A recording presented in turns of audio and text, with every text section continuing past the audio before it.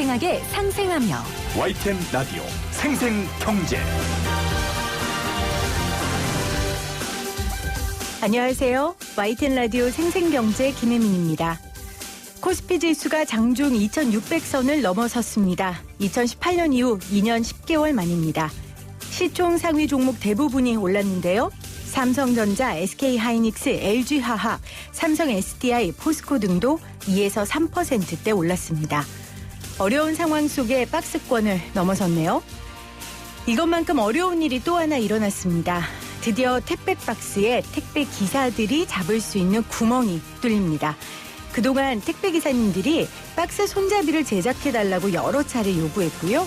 생생경제에서도 안진걸 소장이 나와서 여러 번 주장했는데요. 드디어 우체국이 시작했습니다. 우리 코스피는 이참에 쭉쭉 올라 박스권 넘어서고요. 택배 기사님들은 구멍 뚫린 박스로 노동 강도는 쭉쭉 내려갔으면 좋겠습니다. 2020년 11월 23일 YTN 라디오 생생경제 지금 시작합니다.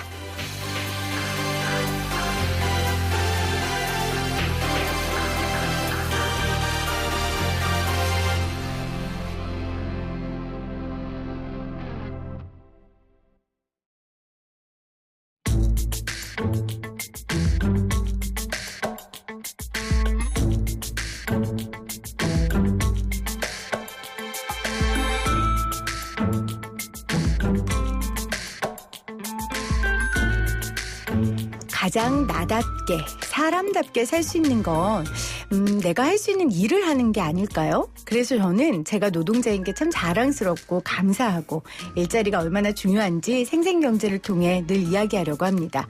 월요일 이 코너는 서울시 일자리센터와 함께하는 코너고요. 경계성 청년들의 일자리를 위한 코너입니다. 느림 속에서 가능성을 찾는 숨은 그림 찾기. 오늘은 느림학습자 경계청년들의 든든한 두 분을 모시고 이야기를 나눠볼게요. 먼저 경계청년 자녀를 둔 심유수님 나오셨고요. 어서 오세요, 언니. 안녕하세요. 반갑습니다. 반갑습니다. 경계청년들을 또 고용해서 함께 일을 하고 있는 박성진 서울디지털인쇄협동조합 이사 나오셨어요. 어서 오세요. 안녕하세요. 반갑습니다, 이사님. 자, 오늘은 우리 느린 학습자 경계성 청년들의 든든한 두 분이 오셨어요. 먼저 제가 어머님께 좀 여쭙고 싶어요. 경계성 청년 일자리를 위한 이런 코너가 생겼다. 그래서 출연을 요청했다 할 때 어떤 생각 하셨어요? 매우 기뻤어요. 매우 기대됐어요. 매우 기대됐다. 왜냐하면 제 삶의 중심은 우리 아들이 삶을 왜 저렇게 하지? 뭔가 일반인들과 다른 우리 아들 위에 딸이 2명이 있는데 네. 그들과 너무너무 다른 삶을 지금껏 살아왔거든요. 그래서 늘 고민 가운데 있었고 항상 아들에 대한 퀘션 마크가 있었어요. 항상 뭔가를 물으면 몰라라는 말밖에 할 수 없었던 아이가 도대체 제 마음속에는 뭐가 있을까? 가족과도 유대관계를 하지 않고 그냥 혼자서 은둔형 외톨이로 진짜 21년 동안을 집안에만 콕 박혀 있었거든요. 이 아이가 이해가 안 됐고 외식도 나가자 거부했고 모든 것을 자기 혼자 자기만의 사기에 갇혀서 살고 있는데 겉은 너무너무 멀쩡한데 왜 저런 삶을 살지? 늘 고민이었고 늘 걱정이었고 학년 올라갈 때마다 담임 선생님들한테 전화 드리는 게 일상이었어요. 선생님 제 아이 잘 부탁해요. 관계가 잘 안 되는 아이예요. 그냥 이렇게만 그 당시에 뭐 경계성이라는 것도 전혀 그렇죠. 몰랐고 맞아요. 그저 그냥 아들이 걱정돼서 늘 외톨이로 혼자 있는 게 너무 가슴 아파서 또 왕따도 당하고 따돌림도 당하고 이런 것들이 너무 많았기 때문에 그냥 선생님들께 부탁하는 정도 그리고 늘 또 상담을 보냈고 근데 그럴 때마다 의욕이 없다 이런 말들만 거듭해서 듣고 그래서 항상 그 물음표는 우리 아들에 대한 얘기를 한다고 하니 네. 다행히 오늘 제가 휴무여서 너무너무 다행하고 감사스럽게 오늘 네. 이렇게 함께할 수 있어서 너무너무 감사해요. 엄마들의 삶은 사실 아이들의 삶에 맞춰져 있죠. 일을 하는 저도 물론 그렇고요. 이 세상 모든 사실 엄마 아빠 다 부모라는 이름은 그런데 경계성 정말 이 아이가 정말 그냥 내가 이해할 수 있는 만한 신체적이나 정신적인 어려움이 표출되는 거면 어떻게든 이해를 하겠는데 그것도 아닌 것 같고 경계성 장애라는 말도 우리가 익숙해진 지 얼마 안 됐으니 어머님은 그 시간 동안 얼마나 답답하기도 하고 네. 아이 붙잡고 울기도 울으시고 맞아요. 세상을 향해 외침도 해보시고 해보셨을 거예요. 근데 저희 YTN 라디오 생생경제에서 다른 것도 아니고 우리가 경계성 청년들을 이해하고 이들의 일자리를 위한 코너를 마련했으니 어머님 진짜 기쁘셨을 것 같아요. 네, 자, 우리 이사님이죠. 네. 이사님은 어떠셨어요? 지금 직접 경계 청년들과 일을 하고 계시죠. 일 교육도 시키시고. 네. 지금은 뭐 교육을 주로 하고 있고요. 네. 그래서 저희가 하는 일이 실무 이제 돈을 받고 일을 하는 일들을 하기 때문에 실제로 교육을 시작한 지는 한 3, 4개월 돼 가는데 제가 처음 이제 약간 저도 선입견 이런 게 있었는데 시작하고 나서는 좀 많이 저도 바뀌었고요. 그 친구들도 처음에 좀 소극적이고 약간 주눅 들어있는 게 되게 많았는데 한 3개월 지나고 실제로 교육하고 있는 저희 조합원들하고 제가 가서 이렇게 봤을 때도 상당히 많이 좀 좋아진 것 같고 되게 적극적이신 친구들도 계시고 그렇군요. 궁금한 것도 이렇게 아무렇지 않게 물어보는 친구들이 처음보다 많이 늘어나서 지금 되게 좀 보람 느끼고 있습니다. 그렇군요. 어머니 얼마나 좋아요. 그쵸? 직접 밀토에 나가서. 눈물 날 것 같아요. 맞아요. 아마 그런 마음이 우리 청취자들에게 잘 전달될 거라고 생각하는데 저도 사실 이 코너 하면서 경계성 장애라는 거에 대해 알게 됐고 소위 우리가 말하는 약간 주의가 산만하고 집중을 못하고 이런 사람들 얘기하는 건가 저도 이해가 좀 안 됐어요. 그래서 근데 또 제가 이제 느린 학습자 청년들이 왔는데 직접 여쭤보기가 괜히 미안하기도 하고 그래서 제가 어머님을 좀 꼭 모시자 이런 생각을 했어요. 어머님이 좀 직접 설명을 해 주시면 좋을 것 같아요. 경계성 장애, 느린 학습자 어떤 분들을 얘기하는 겁니까? 그러니까 지적 능력의 범주에서 보면 지적 장애에 해당은 되지 않아요. 지적 장애는 아니고. 지적 장애에 해당되지는 않지만 평균적인 지능보다는 굉장히 낮아요. 그러니까 IQ 71에서 84 사이에 속한 청년들을 말하고요. 근데 이제 지적 장애자여서 무슨 사회적인 지원을 받거나 뭐 법적으로 그런 보호는 전혀 받을 수가 없는 사람들이죠. 그래서 이러한 특성을 가지고 있기 때문에 학교와 일상생활에서의 어려움으로 부적응에 시달리고 있는 사람들. 그리고 그로 인해서 학습이나 친구 관계나 일상생활 나아가서는 사회생활이라든지 또한 아까 말씀드린 대로 가족 관계에서조차도 외톨이로 살아갈 수밖에 없는 그런 많은 어려움을 가지고 있고요. 그런데 이제 이들이 아동기나 청소년기를 지나서 이제 청년이 되었어요. 청년이 되었지만 청년이 된다면 이제 성년이기 때문에 독립을 해야 하잖아요. 근데 독립을 하려면 돈을 벌어야 되죠. 그렇죠. 직업이 있어야 되죠. 그러나 이 친구들이 직업을 구할 수 없는 그러한 한계 상황이 곳곳마다 이제 펼쳐지는 우여곡절 가운데 이런 아이들은 있거든요. 네. 그래서 현실이 그렇지 않은 가운데서 수많은 좌절을 경험했을 테고 그리고 자책하고 그러면서 자존감이 많이 하락이 됐겠고 인정받지 못하고 사랑받지 못한 것으로 인해서 은둔형 외톨이가 되어갔어요. 제 아들은. 은둔형 외톨이가 되어서 한 21년을 그렇게 살았죠.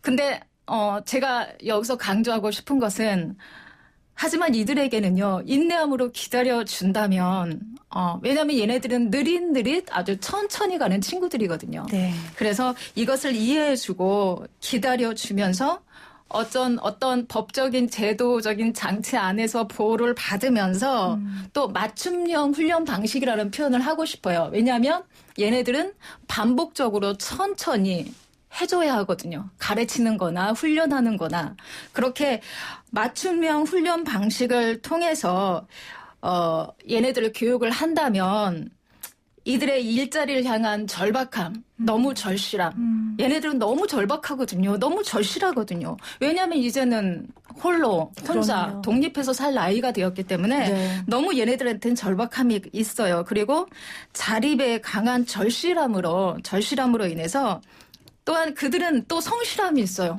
제 아들 보면 학교 다닐 때도 9시까지 학교 가는 거잖아요. 7시 반이면 학교 그 의자에 딱 앉아 있어요. 앉아서 친구들과 떠드는 것도 아니에요.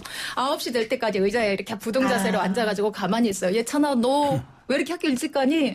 엄마 여기서 조금이라도 늦으면 차가 밀려서 지각해. 이러한 말 너무 성실하게. 그렇네요. 너무 성실하게.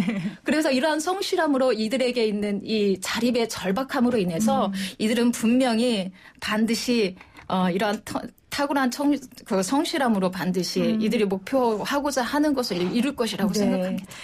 이 방송 듣는 분 중에 혹시 느린 학습자 자녀를 둔 부모님들은 얼마나 어머님 얘기를 들으면서 속이 시원하실까요? 이 공중파에서 우리 아이의 이 어려움을 이렇게 그리고 우리 아이의 가능성을 이렇게 어미의 심정으로 얘기해 주는 게 참 감사하다고 느끼실 것 같은데 말씀하신 것처럼 이제 몸과 정신적인 장애를 가지면 우리가 보통 장애 등급을 받고 나라의 혜택도 있고 또 그들을 위한 학교도 있잖아요. 네. 특수학교도 있고. 근데 지금 우리 경제성 장애를 가진 분들은 그런 학교에도 갈 수 없는 거잖아요. 네네. 그렇죠? 일반 학교에 가야 되고. 네. 일반 학교를 다녔죠. 그러다 보니까 겉으로는 아까 표현을 겉으로 멀쩡하다 하셨는데 일반 친구들 입장에서는 분명히 멀쩡한 것 같은데 나랑 다르니까 이제 당연히 이제 왕따라는 것도 생기게 되고 거기서 오는 상처 때문에 더 지능이 내려가거나 아니면 더 은둔형 외톨이가 되는 이 악순환이 반복되는 것 같아요.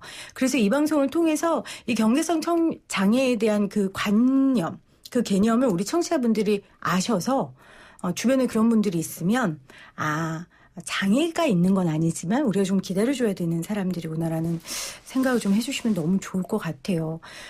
이사님은 어떠셨어요? 처음에 우리 경계성 청년들하고 일을 해야 된다 해서 아까 편견이 있으시다 그러셨잖아요. 네네. 그 편견이 어떤 것들이었어요? 일단 저희가 하는 일도 그렇고 저희가 이제 하는 목표 중에 미션 중에 저희 협동조합이기 때문에 약간 사회적 기업들 그러니까 저희가 소셜 프랜차이즈를 진행하면서 사회적 약자들을 위한 지점 오픈을 목표로 하면서 여러 단체들을 갔었어요.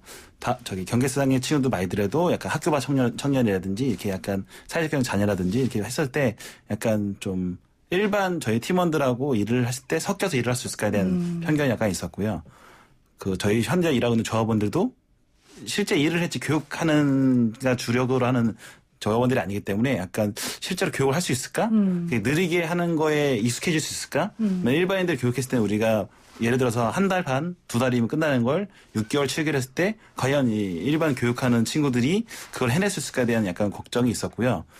근데 좀 느릴 뿐이지 못하는 건 아니거든요. 그것만 좀 처음에 극복하면 저는 충분히 가능하다고 보거든요. 서로가 도전이었네요. 그쵸, 예. 배우는 우리 느린 학습자 청년들도 도전. 그쵸. 가르치는 사람도 내 속도와 내 속도를 버리고 그렇죠. 교육 받는 사람의 속도에 맞춰야 되니까요. 어떤 걸 가르쳐 주셨어요? 저희가 이제 디지털 인쇄업이랑 이제 편집 디자인 하는 걸 주로 가르치고 있는데요. 저희가 이제 디지털 인쇄업은 생각하시는 그냥 일반 인쇄업처럼 기계가 되게 큰다든가 손이 다치든가 이럴 수 있는 상황은 아니고요. 그래서 그런 걸 되게 우려하시는 그 부모님들이 계셔서 저희가 여름에 한번 저희 공장을 한번 견학하시게 해드리고 이제 괜찮다 해서 그다음부터 이제 교육을 했는데 이제 공정은 이제 디자인부터 그러니까 실제로 제작할 수 있는 것까지 과정을 나눠서 파트별로 좀 가르쳐주고 있고요.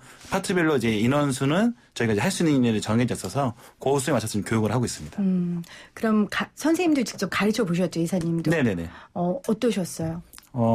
의욕 있는 친구들, 그러니까 비교를 한다는 게 좀 그렇긴 하지만 저희가 이제 여러 그러니까 교육이라는 것도 저희가 이제 팀원들 교육을 하기 때문에 일반 팀원들 교육했을 때보다는 약간 느린 거는 사실이고요. 근데 좀 저는 안타까웠던 건 약간 위축돼 있는 게, 그러니까 저희가 낯선 상황이잖아요. 낯선 상황이고 저희가 이제 교육장에 사는 게 아니고 저희 실제 일하는 곳에서 교육을 받거든요. 그러니까 그런 환경에서 일을 해보지 않았던 느낌이 좀 들었고, 그래서 좀 안타까운 부분이 있었고, 좀 왔을 때도 좀 거리가 먼 친구들 되게 많았거든요. 그리고 저희가 이제 강남이라는 도심에 있기 때문에 교육받으러 오는 것도 약간 힘들어 하시는 친구도 있었고, 와도 되게 궁금한데 쭈삣쭈삣하고 말을 좀 그렇죠. 못 하시는 친구도 있어서, 네. 처음엔 되게 좀 그게 아쉬웠는데 지금은 많이 낮아서 지금 되게 괜찮고 좋습니다.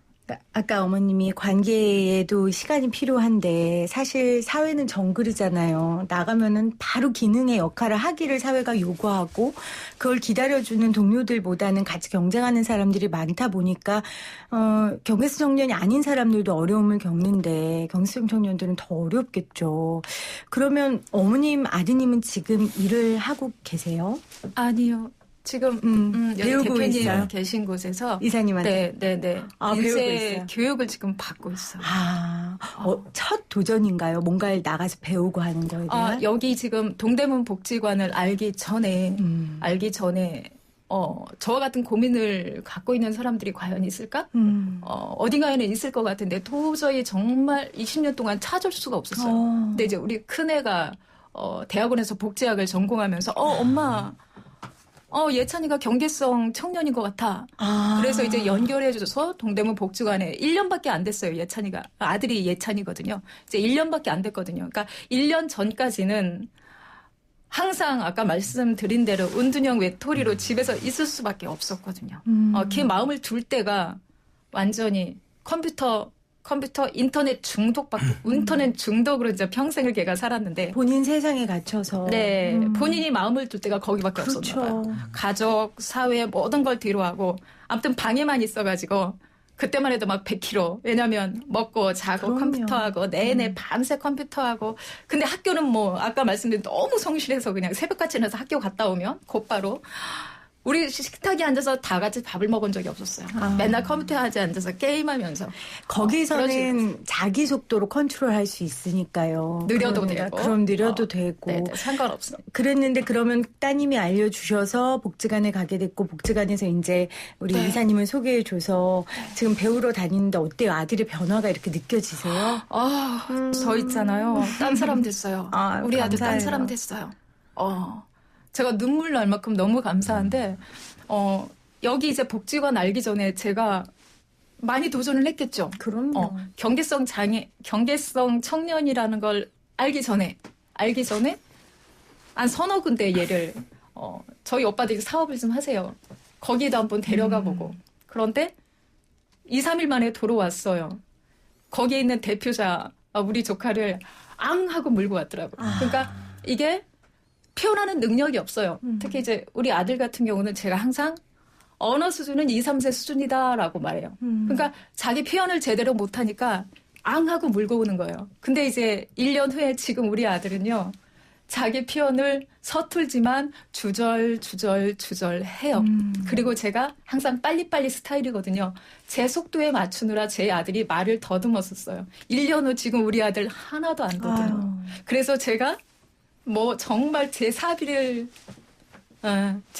들여서 이번에 방까지 구해주고 막 이랬거든요. 저랑 같이 쓰면 안 될 것 같아요. 제가 감정이 앞서서. 근데 그건 어머니 너무 저와 당연해요. 지내는 것보다는 맞아요. 또래 친구들과 함께하는 게 그럼요. 그러면서 너무너무 아이가 너무너무 달라졌어요. 표정 자체가 달라졌어요. 그럼요. 그걸 어머니가 제일 바라는 거 아니겠어요? 내가 성인 자녀 언제까지 끼고 있을 수도 없고 또 내가 죽고 났을 때를 부모들은 생각하니까. 근데 이 아이가 자기 독립된 세상을 만들 수 있다는 거 거기다가 일을 배우고 일을 할 수 있다는 거 얼마나 감사해요. 재밌대요. 네네. 아무튼 적극적으로 아무튼 참여해요. 어때요, 선생님? 어떻게 학부모님 이렇게 말씀하시는데 맞나요? 좀 오늘 처음 어머니 뵙고 얘기 들어서 저도 약간 뭐 그런 생각으로 시작한 건 아니어서 약간 저도 약간 좀 감동적이고 하네요. 내가 잘했다 싶으세요? 저희 저번에 열심히 하고 있으니까. 그래요. 그러니까 처음에 새로운 기술을 배운다는 게 좀 어려울 수도 있는데 그럼에도 불구하고 속도를 맞춰주니까 본인이 자신감을 갖고 할 수 있잖아요.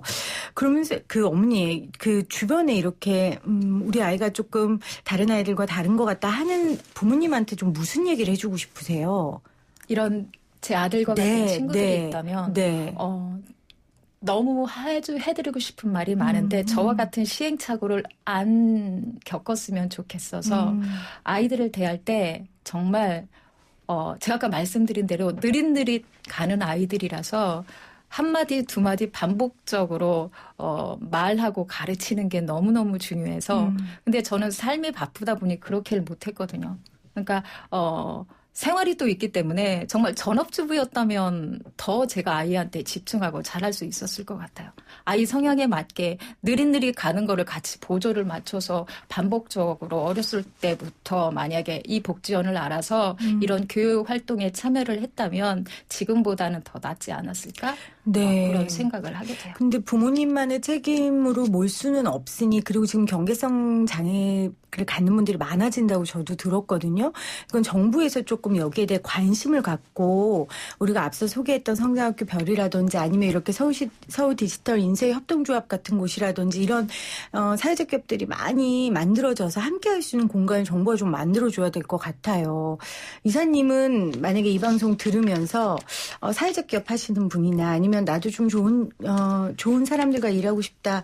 그래서 경계서 청년들 고용하고 싶다 하는 분들에게 좀 한 말씀 해주신다면 무슨 말씀 해주시겠어요? 일단은 한번 만나보라고 말씀드리고 싶어요. 너무 선입견 갖지 마시고 말씀이에요. 한번 만나보고 부닥쳐 보시면 뭐 그렇게 선입견 가지신 분 생각보다는 그렇지 않기 때문에 그리고 좀 느리다는 게 사람마다 정도 차이가 있잖아요. 근데 일반인보다 느린 사람이 있어요. 그렇게 생각하시면은 맞아요. 쉽게 생각할 수 있는데 이게 약간 언어 자체가 뭐 경계서 장애인, 느리너스 이렇게 얘기하니까 되게 뭐 장애인 정도의 수준을 생각하는데 그렇지는 않거든요. 그러니까 조금 느릴 뿐이지 그게 많이 느리고 뭐 정도의 차이일 뿐이기 때문에 일단은 그런 선입견을 좀 버리시고 한번 부닥쳐 보시고 만나보고 얘기를 해보시면 뭔가 거기서 같이 할 수 있는 일이 있다고 저는 충분히 생각하거든요. 저도 가능하다 보는 거고. 그럼요. 그 안에 어려움이 있겠죠. 안 맞는 사람도 있겠죠. 근데 뭐 그냥 사람들 만나도 저도 회사에 마음에 안 드는 사람 엄청 많아요. 그런 사람들하고 다 같이 일하잖아요. 그렇죠. 똑같은 거거든요. 그렇죠. 그게 뭐 경계성 청년이어서가 아니라 뭐 사람이 같이 모여서 일하는 거니까 그렇게 접근하고 일단 만나보시면 될 것 같다는 생각이 듭니다.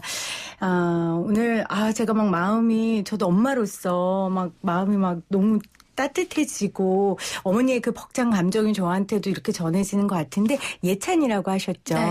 우리 예찬이한테 마지막으로 한마디 응원의 한마디 해주면 이 방송 듣는 우리 경계성 장애를 갖고 있는 분들이나 아니면 부모님이 힘을 낼 것 같아요. 벌써 지금 눈물을 저도 꼭 참겠습니다.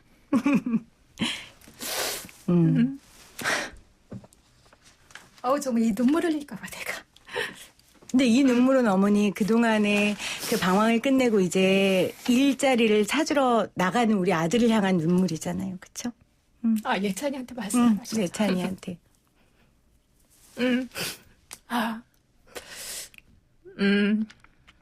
예찬아, 너 너무 자랑스러운 아들이다. 너무 지금 열심히 해줘서 내가 너를 어렸을 때 좀 이런 기관을 알았었다면 지금은 이렇게 네가 고통스럽지 않을 텐데 하지만 지금 네가 너무 열심히 새벽 6시부터 일어나가지고 동대문에 가서 또 지금 잠시 다른 곳에 있었었기 때문에 컴퓨터가 없어가지고 복지관에 가서 일찌감치 다른 친구들보다 2시간 일찍 가가지고 연습하고 훈련하고 막 그런 얘기를 엄마가 들었는데 너무너무 대견하고 너무너무 잘 살아줘서 너무너무 고맙고 너의 아무튼 이제 너가 이제 독립해서 혼자 살게 되었으나 그런데 이제 항상 너는 나한테 엄마한테 미안하다라 하고 왜냐면 그동안 너를 위해서 한 수고 그리고 너를 위해서 돈을 많이 썼고 지금도 썼고 앞으로 쓸 것이라서 내가 엄마한테 요구를 하나도 하질 않는데 그렇게 하지 않아도 돼. 나는 너한테 충분히 모든 걸 앞으로도 계속 지원할 것이고 미안해한 마음 절대 갖지 말고 아무튼 지금 너의 그 절박한 일자리 찾기로 인해서 너의 절박함으로 분명히 너의 소원을 아마 반드시 성취할 수 있을 거야. 항상 건강하고 지금처럼만 딱 이렇게 열심히 하면 될 것 같아. 엄마 걱정하지 말고 미안해하지 말고 예찬이 화이팅! 네. 예찬군 우리도 응원하겠습니다. 이사님 진짜 좋은 일 하시는 거예요. 아니. 이렇게 정말 어머님의 이 인사가 우리 또 이사님을 비롯한 많은 이런 좋은 일자리 창출하시는 분들에게 다가갔으면 좋겠습니다. 오늘 숨은 그림 찾기 두 분과 함께 했습니다. 고맙습니다. 감사합니다. 감사합니다.